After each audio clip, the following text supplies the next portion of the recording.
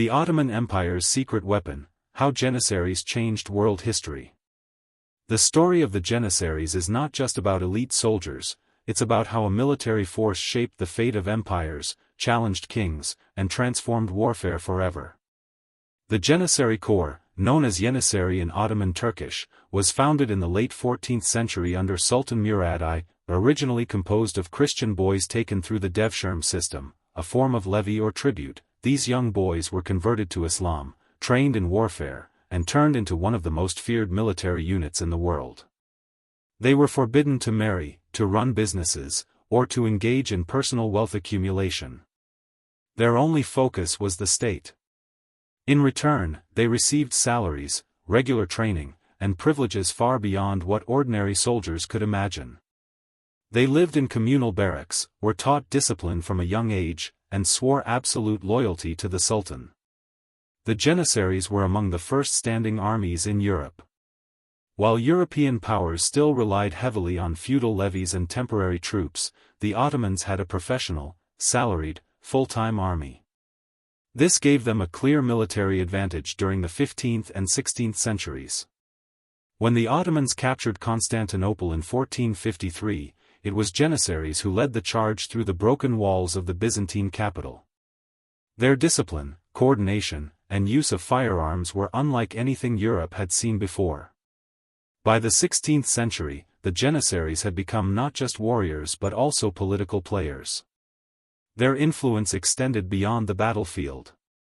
They participated in palace politics, removed sultans, and sometimes even dictated policy. Their power was both a strength and a ticking time bomb for the empire. One of the most significant impacts the Janissaries had on world history was their early use of gunpowder. While many European armies were still adjusting to firearms, the Janissaries mastered the use of muskets and cannons. They combined traditional archery and swordsmanship with modern ballistics, a revolutionary hybrid for the time. This technological and tactical superiority helped the Ottoman Empire dominate large parts of Southeast Europe, North Africa, and the Middle East for centuries. The shockwaves of their military innovation were felt from Vienna to Persia. But with great power came eventual corruption. Over time, the Devshirme system was abandoned. Janissary positions became hereditary. Recruitment shifted from merit to nepotism. The corps grew bloated, less disciplined, and increasingly resistant to change.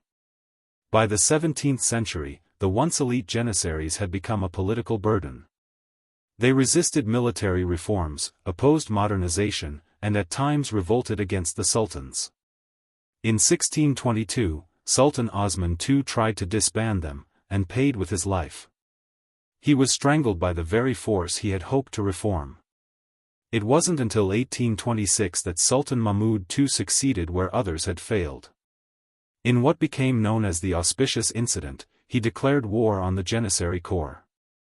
Their barracks were shelled. Thousands were killed or imprisoned. The corps was officially abolished. The end of the Janissaries marked the beginning of a new Ottoman military, one shaped by modern European models, but it also closed a unique chapter in military history. The legacy of the Janissaries remains powerful. They were more than soldiers, they were architects of empire, symbols of Ottoman might, and perhaps the world's first modern military force.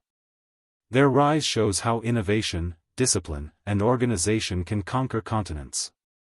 Their fall reveals how stagnation, privilege, and resistance to change can destroy even the strongest institutions.